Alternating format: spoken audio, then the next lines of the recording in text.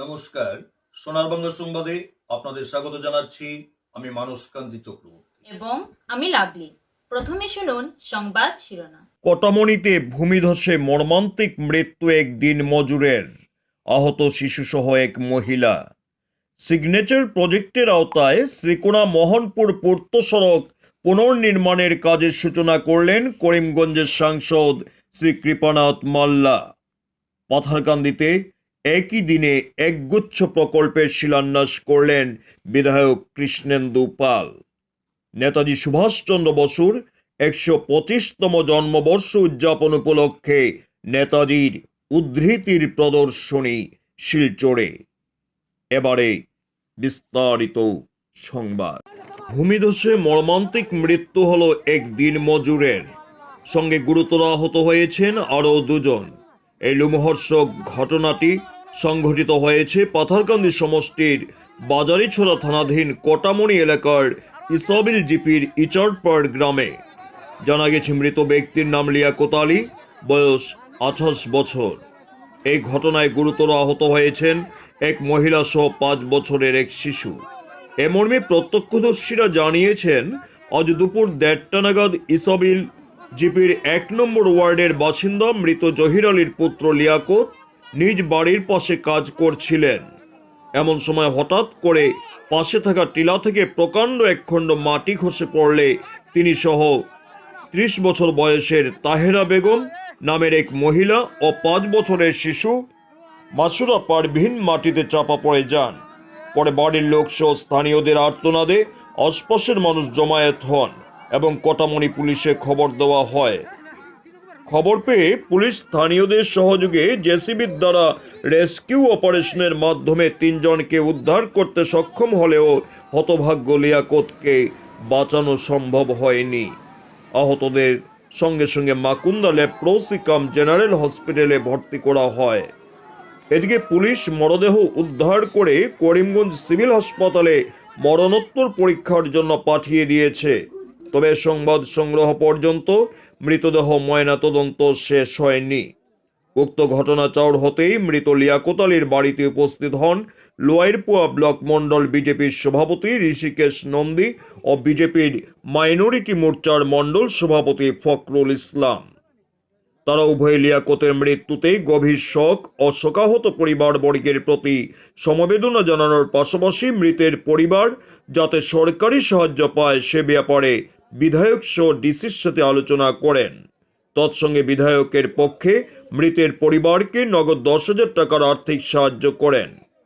ভূমিকম্প ও বৃষ্টিপাত ছাড়াই এই সময়ে এমন ঘটনায় গোটা এলাকা জুড়ে শোকের ছায়া নেমে এসেছে। জানা গেছে, গত কয়েকদিন আগে লিয়াকতের বাড়ির পাশের টিলা থেকে জেসিবি দিয়ে মাটি কাটা হয়েছিল। আজ তিনি সেই মাটি কাটা স্থানের নিচে কাজ করার সময় দুর্ঘটনাটি ঘটে।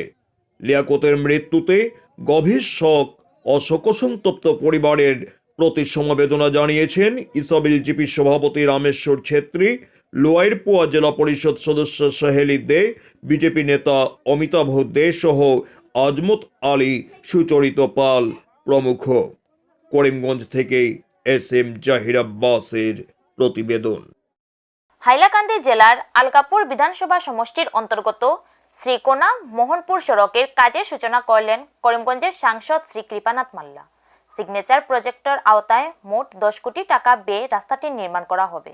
কাজের সূচনা করে শ্রী মাল্লা গণমাধ্যমের সাথে কথা বলতে গিয়ে জানান, আজকে আলগাপুর সমষ্টিতে শ্রীকোনা মোহনপুরের রাস্তা 10 কোটি টাকা স্যাংশন হয়েছে আসাম গভর্নমেন্ট থেকে, সিগনেচার প্রজেক্ট। এবং এই রাস্তা খুবই প্রয়োজন, কারণ এখান থেকে আমরা শর্টকাট হাইলাকান্দি যাওয়া যায়, কাছাড়ের মানুষ যেতে পারে। এবং ভিতরে একটা পুরো ব্লক আছে, তাপাং ব্লক। এই মানুষগুলার এখানে আসার একমাত্র এটাই মেইন রোড ছিল, সেটা অনেক দিন থেকে খারাপ। এখানে বিধায়ক আছেন কিন্তু এখন পর্যন্ত সেটা কাজ করেননি, অনেক দিন থেকে নষ্ট হয়েছে, যেটা পাবলিকের কমপ্লেইন আসছে। যার জন্য এবার আমাদের কাছাড়ের আমাদের বিজেপির সভাপতি কৌশিক রায় মহাশয় এবং জেলা পরিষদ চেয়ারম্যান অমিতাভ রায় মহাশয় যখন সিগনেচার প্রজেক্ট আমাদের গভর্নমেন্ট ডিক্লেয়ার করে যে প্রত্যেক সমষ্টিতে একটা সিগনেচার প্রজেক্ট দেবো, যেটা ইম্পর্টেন্ট রাস্তা আছে সেটার প্রপোজাল দেওয়ার জন্য, তখন আমরা মিলে এই রাস্তাটাকে প্রপোজাল দিয়েছিলাম। এবং আমাদের মাননীয় হেমন্ত বিশ্ব শর্মাকে বলেছিলাম যে আমাদের অনেক বহুত দিনের খারাপ রাস্তা এবং মেইন রোড এটা সিগনেচার প্রজেক্টে দেওয়া হোক, সেই প্রপোজাল দেওয়ার পর উনি স্যাংশন করেছেন এবং আজকে আমরা সেটা ফাউন্ডেশন দিয়েছি। আগামীকালকে থেকে কাজ আরম্ভ হবে। এই রাস্তাটা বড় হবে, প্রায় লেংথ হচ্ছে 6.5 কিলোমিটার, সাইডে ড্রেনও আছে, যেখানে প্রয়োজন ড্রেন দেওয়া হবে এবং পাসটা বেড়ে যাবে, 5.5 মিটার পাস হবে, মেইন হবে, তারপরে আবার থাকবে আপনার শোল্ডার থাকবে। গতিকে এই রাস্তাটা বড় রাস্তা হয়ে যাবে, মানে যদিও ন্যাশনাল হাইওয়ে নয় কিন্তু ন্যাশনাল হাইওয়ে থেকে খুব কমও না, প্রায় ন্যাশনাল হাইওয়ের মতো এই রাস্তাটা হবে। এই রাস্তার সঙ্গে আবার প্ল্যান্টেশনও আছে, আপনার রোড ফার্নিচার যেগুলো বলা হয়, যেগুলো আমাদের রেডিয়াম লাইট দেওয়া, মার্কিং করা, সেগুলো সব হবে। মানে এই সিগনেচার প্রজেক্ট মানে খুব একটা সুন্দর রাস্তা হবে। এবং এই আসাম গভর্নমেন্ট প্রথমবারের মতো প্রত্যেক 126টা সমষ্টিতে একটা সিগনেচার প্রজেক্ট এবার দেওয়া হয়েছে ইম্পর্টেন্ট রাস্তাগুলোকে। কারণ এই আমার ছোটো রাস্তা যখন হয়, ম্যানুয়ালি যখন কাজটা হয়, বেশি দিন লাস্টিং করে না।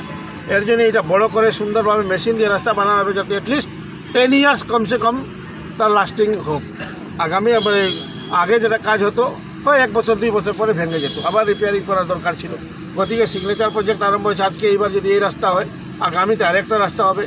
5 বছর 5টা যদি রাস্তা হয় একটা সমষ্টিতে, বড় বড় রাস্তা, তো ম্যাক্সিমাম রাস্তাগুলো আমাদের সিগনেচার প্রজেক্টে ঢুকে যাবে। কারণ অ্যাটলিস্ট 10 বছর এটাকে রিপেয়ারিং আর করার প্রয়োজন নেই। আরও 10 বছর আরও 10টা রাস্তা আমরা নতুন দিতে পারবো। এই প্রজেক্ট এর জন্য নেওয়া হয়েছে, যাতে রিপেয়ারিংয়ের জন্য খরচা না লাগে। একবারে খরচা দেওয়া হোক, কমসে কম 10 ইয়ার্স তার লাস্টিং থাকবে। লাস্টিং থাকলে কী হয় যে নেক্সট ইয়ার আবার এইটা টাকা না দিয়ে আর নতুন রাস্তা দেওয়া। আচ্ছা, দীর্ঘদিন থেকে এই রাস্তাটা দুর্দশা। এমএলএ প্রপোজাল যদি না দেয় রাস্তা তো হবে না, কারণ এমএলএই তো মেইন। এমএলএকে নিজের সমষ্টির এমএলএকে প্রপোজাল দিতে লাগে, না দিলে তো রাস্তা হবে না কোনো দিন। এবার তো আমি এমপি থাকায় আমরা আমার কৌশিক রায় এবং আমার জেলা পরিষদ চেয়ারম্যান থাকায় এইটা প্রপোজাল দেওয়ার একটা ব্যবস্থা হয়েছে। আদারওয়াইজ এবারও তো সম্ভব ছিল না। আর গতবার এমপি ইউডিএফের ছিলেন, বিধায়ক ইউডিএফের ছিলেন, গতিকে এখানে কাজ করা সম্ভব হয়নি, ওনারা প্রপোজাল দিয়ে দিল। এটাই প্রবলেম ছিল। এবার মানুষের এটা আশাপূর্ণ হয়েছে। পাথারকান্দিতে একদিনে 21 কোটি টাকার বিভিন্ন প্রকল্পের শুভ শিলান্যাস করলেন বিধায়ক কৃষ্ণেন্দু পাল। সমাগত 21-এর বিধানসভা নির্বাচনে মিশন 100+কে সামনে রেখে মঙ্গলবার দলীয় কর্মকর্তাদের সঙ্গে নিয়ে একই দিনে পৃথকভাবে প্রায় 21 কোটি টাকার বিভিন্ন প্রকল্পের শুভ শিলান্যাস করলেন পাথারকান্দির বিধায়ক কৃষ্ণেন্দু পাল। নির্ধারিত সূচি অনুযায়ী এদিন সমষ্টির পাথারকান্দি ও লোয়ারপুয়া ব্লকের অধীন বিভিন্ন এলাকায় গুচ্ছ সরকারি প্রকল্পের শিলান্যাস করতে গিয়ে বিভিন্ন স্থানে আহত সবাই বিধায়ক কংগ্রেসকে মতাদর্শবিহীন ও দিশেহারা দল বলে ঠুকলেন। ওনার কথায় ওরা ক্ষমতার স্বাদ পেতে যার তার সাথে হাত মিলিয়ে নির্বাচনী বৈতরণী পারাপারের অপচেষ্টা করছে, ওদের থেকে জনগণকে দূরে থাকার আহ্বান জানান তিনি। তার মতে আগামী দিনে কংগ্রেসকে একটি ভোট দেওয়া মানেই বদরুদ্দিনকে জিতিয়ে দেওয়া।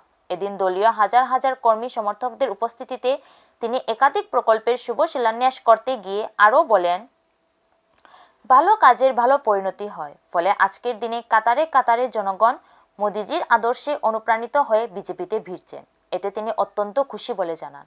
সভাগুলোতে অন্যান্যদের মধ্যে উপস্থিত ছিলেন ঋষিকেশ নন্দী, শশীবাবু সিনহা, শান্তিলাল সিনহা প্রমুখ সহ বিভিন্ন পঞ্চায়েত প্রতিনিধি ও দলীয় কর্মকর্তারা।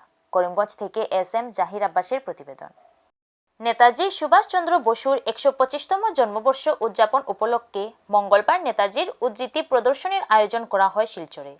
ক্ষুদিরাম মূর্তির পাদদেশে এদিন সকাল 9টায় উদ্ধৃতি প্রদর্শনীর উন্মোচন করেন সমিতির অন্যতম উপদেষ্টা, শিক্ষক প্রশিক্ষণ মহাবিদ্যালয়ের প্রাক্তন অধ্যক্ষ বিশিষ্ট শিক্ষাবিদ দিলীপ কুমার দে। অনুষ্ঠানে সভাপতিত্ব করেন নেতাজি সুভাষচন্দ্র বসুর 125তম জন্মবর্ষ উদযাপন সমিতি কাছাড়ের সহসভাপতি শিহাবুদ্দিন আহমেদ। উদ্ধৃতি প্রদর্শনীর পূর্বে বক্তব্য রাখতে গিয়ে সমিতির সম্পাদক সুব্রত চন্দ্র নাথ বলেন, নেতাজির জীবন ও সংগ্রামের ইতিহাস মানুষের মধ্যে ছড়িয়ে দিতেই এই ধরনের উদ্যোগ গ্রহণ করা হয়েছে। উন্মোচক দিলীপ কুমার দে বলেন, বর্তমানে দেশে যেভাবে ধর্মের নামে বিভাজন সৃষ্টির প্রচেষ্টা চলছে, সেই প্রেক্ষিতে নেতাজির চিন্তা চর্চাকে ছড়িয়ে দেওয়া খুবই জরুরি। নেতাজির জীবন ও সংগ্রামের ইতিহাস চর্চার প্রাসঙ্গিকতা আজ খুবই প্রয়োজন। এই অনুষ্ঠানে অন্যান্যদের মধ্যে উপস্থিত ছিলেন সমিতির সহসভাপতি পরিতোষ চন্দ্র দত্ত, দীপঙ্কর চন্দ, সহ সম্পাদক তমজিৎ সাহা, রাহুল রায়, কার্যকরী কমিটির সদস্য অমিত শিকদার, অজয় রায়, ভবতোষ চক্রবর্তী, হিল্লোল ভট্টাচার্য, বিজিত কুমার সিংহ, গৌরচন্দ্র দাস প্রমুখ।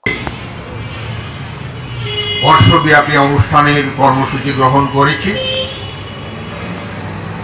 নেতাজি সুভাষচন্দ্র বসুর 125তম জন্মবর্ষ উদযাপন সমিতি গঠন করে আমরা এই সমিতির মাধ্যমে নেতাজির বার্তা শহরে গ্রামে গঞ্জে পৌঁছে দেওয়ার দায়িত্ব আমরা নিয়েছি। আজকে বর্ষব্যাপী অনুষ্ঠানের দ্বিতীয় পর্ব হিসাবে একটা ছোট্ট উদ্ধৃতি প্রদর্শনীর আয়োজন আমরা করেছি, যেখানে আমরা নেতাজির কিছু উদ্ধৃতি, যেগুলি মূলত তার বিভিন্ন সভা সমিতিতে সমাবেশে ভাষণ থেকে গৃহীত, তার রচিত কিছু পুস্তক থেকে গৃহীত এবং তার বিভিন্ন সভা সমিতিতে তার ভাষণ থেকে গৃহীত, এবং এই উদ্ধৃতিগুলির মাধ্যমে আমরা তুলে ধরার চেষ্টা করেছি স্বাধীনতা সম্পর্কে তার সম্যক ধারণাটা কি। আমরা তুলে ধরার চেষ্টা করেছি কৃষকদের ভূমিকা এই দেশে কি হওয়া উচিত। আমরা তুলে ধরার চেষ্টা করেছি শ্রমিকদের কর্তব্য কি, মালিকদের শোষণ থেকে মুক্তি পাওয়ার জন্য শ্রমিকদের জন্য তিনি কি পথনির্দেশ দিয়ে গেছেন। ছাত্র আন্দোলন সম্পর্কে তার বক্তব্য আমরা তুলে ধরার চেষ্টা করেছি। ভারতের স্বাধীনতা সংগ্রামে যুবক এবং মহিলাদের ভূমিকা কি হবে সে সম্পর্কে তিনি যে কথাগুলো বলেছিলেন আমরা তাও তুলে ধরার চেষ্টা করেছি। আমরা চেষ্টা করছি এই জাতীয় মহান নায়ক নেতাজি সুভাষচন্দ্রের দৃষ্টিভঙ্গি থেকে এই নতুন প্রজন্মের যুবক যুবতীদের মধ্যে আমরা সেই দৃষ্টিভঙ্গি ছড়িয়ে দেওয়ার এবং এই উদ্ধৃতি প্রদর্শনী তারই একটা ছোট্ট প্রয়াস।